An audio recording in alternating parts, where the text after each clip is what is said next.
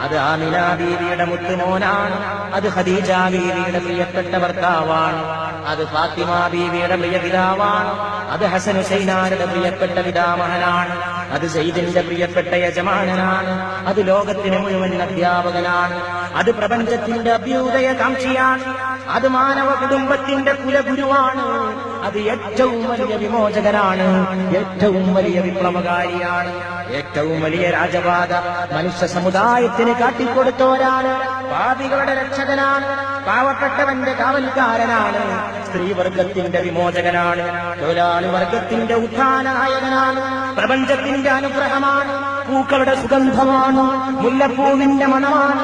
റോസിന്റെ സുഗന്ധമാണ്. മറ്റു വല്ല പൂക്കളും ഉണ്ടെങ്കിൽ എല്ലാ പൂക്കളുടെയും നിറവും മണവും കൂട്ടിച്ചേർത്ത് വെച്ച മുഹമ്മദാണ് സല്ലല്ലാഹു അലൈഹി വആലിഹി വസഹബിഹി